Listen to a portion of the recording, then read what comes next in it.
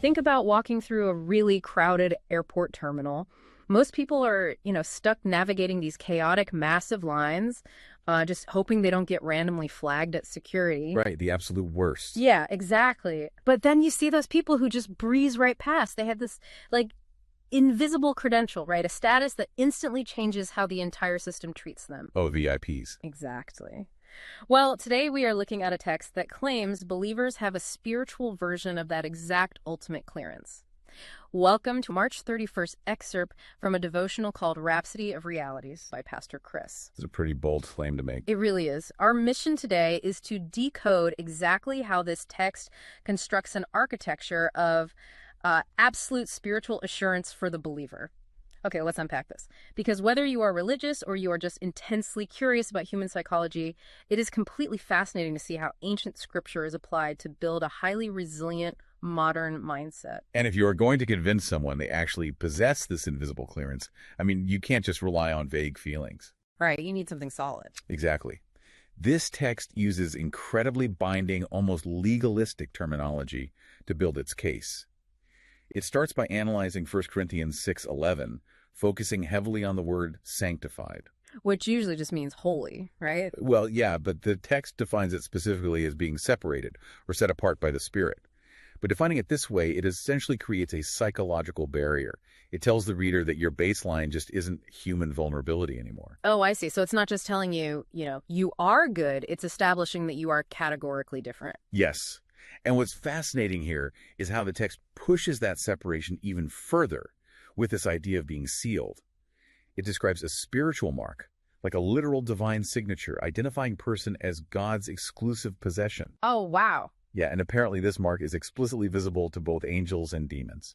That is wild. It is literally like wearing an invisible VIP wristband, or maybe an encrypted digital watermark on your soul that the bouncers of the spiritual realm can just see perfectly. That's a great analogy. So what does this all mean for how a believer views their place in the world if they carry this invisible mark? Well, it shifts a person's entire baseline of security. If you genuinely believe unseen forces are constantly recognizing your elite status, your daily anxieties just shrink. Because you aren't navigating the world hoping to be ignored by bad luck or spiritual attacks. Right, you're navigating it with a permanent, highly visible escort. Okay, but I have to push back here, though. Having an invisible VIP wristband sounds great in theory, but what happens when a believer faces a tangible real-world crisis?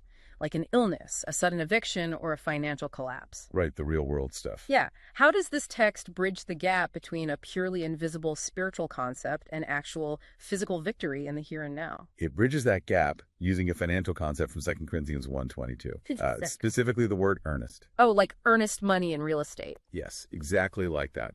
The text that translates to a down payment or a deposit of an inheritance. It argues that this spiritual seal isn't just some fancy badge, but a legally binding guarantee. A guarantee of protection. Right. And if we connect this to the bigger picture, this separation is about distinction, not isolation. It claims believers are separated from things like fear, sickness, and poverty, and separated into a life of peace and dominion. Here's where it gets really interesting. It's so much like putting a non-refundable deposit on a house. That earnest deposit is absolute proof that the full payment, or eternal glory, referencing Colossians 1:27, is completely guaranteed. Yes, exactly. It's like a cosmic escrow account. Right. So how does this text use the idea of Christ in you as an ultimate assurance of worldly victory? Because that escrow account, the Spirit as the earnest deposit, means the believer inherently has access to everything else promised right now. It's not just framed as comfort for the afterlife. So the internal mechanism guarantees the external victory. Exactly. It's an active present-day authority. Wow. It really is a masterclass in building psychological armor.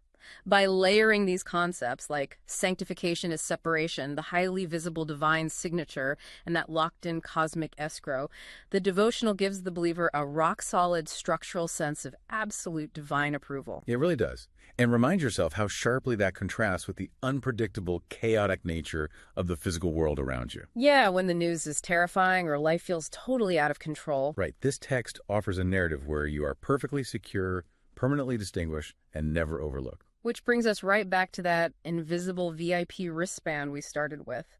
If you truly internalize this text, you walk through life believing you were instantly recognizable to unseen forces at all times. So I'll leave you with this final thought.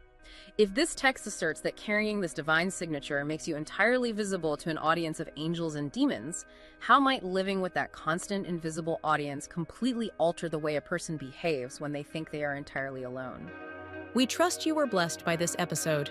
To gain unlimited access to Rhapsody of Realities by Pastor Chris, please download the Rhapsody app using the link myapp.rhapsodyofrealities.org.